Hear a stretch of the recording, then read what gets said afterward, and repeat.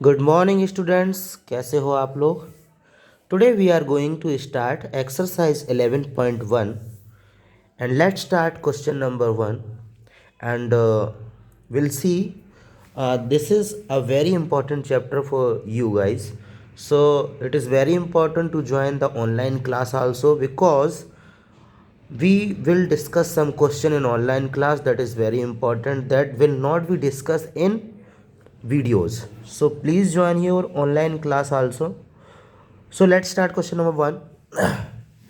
A square and a rectangle have same perimeter.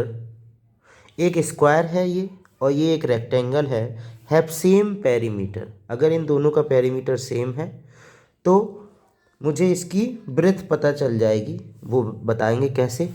उसके बाद पूछा गया है which one has a larger area. इस स्क्वायर का एरिया लार्ज है या इस रेक्टेंगल का एरिया लार्जर है, ये हम कैलकुलेट करके अभी बता देंगे। तो लेट्स सी कि पहले तो हम इनके दोनों के पेरीमीटर इक्वल करेंगे, क्योंकि मुझे इसके एरिया निकालने के लिए लेंथ इनटू ब्रेथ चाहिए और लेंथ तो 80 गिवन है पर ब्रेथ नहीं है। तो ब्रेथ निकालने के लिए मुझे इस कंडीशन का यूज़ करना पड़ेगा जिसमें लिखा है कि इन दोनों के पास है सेम पेरीमीटर। तो perimeter of square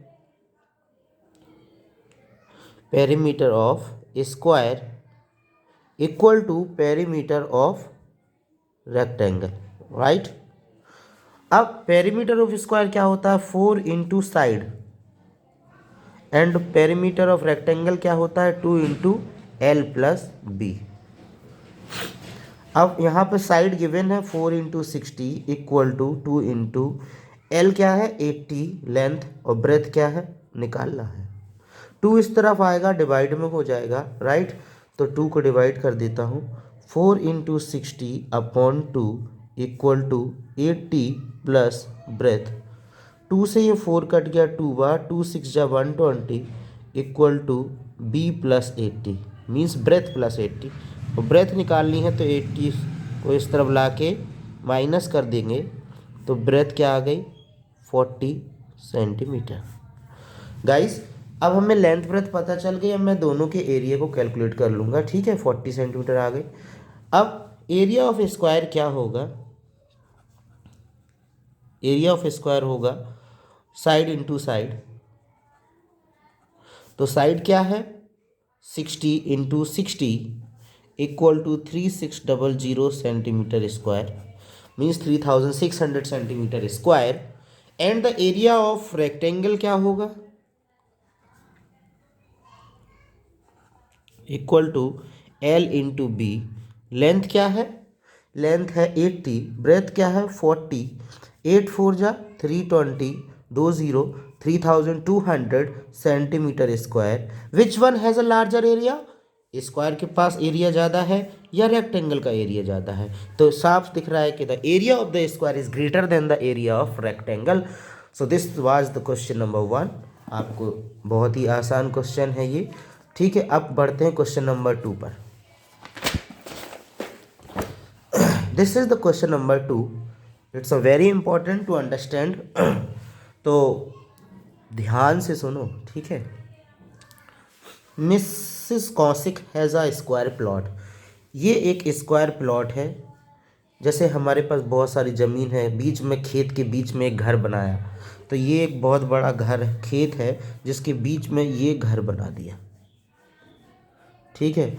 C want to construct a house in the middle of the garden, ठीक है। गार्डन के sorry middle of the plot, इस बड़े से प्लॉट के बीच में ये हाउस बनाया। तो ये जो जगह छूट गई इसका क्या, उसने क्या किया, a garden is developed around the house. इस हाउस के चारों तरफ ये जो जगह छूटी है ना, ये यहाँ पे इसने क्या किया, एक गार्डन तैयार किया। गार्डन तैयार करने के लिए उसको कितना कॉस्ट खर्चा आएगा, अगर पर मीटर स्क्वायर का 55 रुपीज़ उसको खर्च लग रहा है तो। ध्यान से देखो, एक बहुत बड़ा प्लॉट है जिसकी लेंथ है 25 मीटर, ब्रेथ भी 25 है क्योंकि ये स्क्वायर है। इसके अंदर एक हाउस बनाया 20 बाई 15 का। 20 इसकी लेंथ है, ठीक है, ये 20 है, और 15 इसकी ब्रेथ है।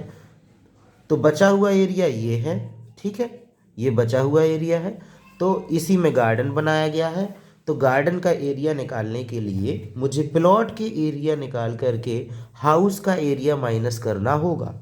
सो लेट्स स्टार्ट कि area of the garden equal to क्या होगा, एरिया ऑफ द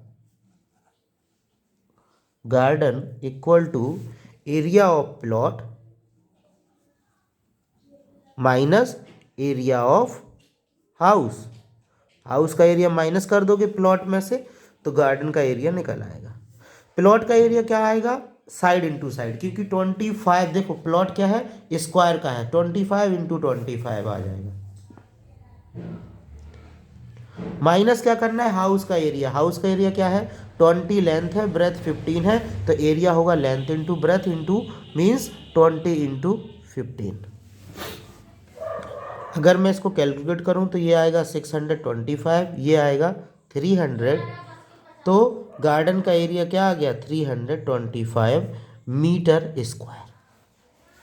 अगर गार्डन को बनाने के लिए 55 रुपीज़ पर मीटर स्क्वायर का खर्चा है, तो गार्डन पूरा गार्डन बनाने का खर्चा कितना होगा, क्योंकि उस पूरे का एरिया है 325 मीटर स्क्वायर। तो टोटल कॉस्ट जो आएगी वो आएगी 325 इंटू 55, इतने रुपीज़। मल्टीप्लाई आप कर लेना, ठीक है, और आंसर बता देना कि टोटल कॉस्ट क्या आ रही है। ओके गाइस, बस इतना ही था आज की वीडियो में, और tomorrow we will discuss in online class. So सभी लोग ज्वाइन करना, because we will discuss question number 3, 4 and 5, then exercise 11.1 will be completed, और फिर मैं 11.2 पे वीडियो बनाऊंगा। सो कल ज्वाइन ज़रूर करें। बाय बाय बच्चों, टेक केयर।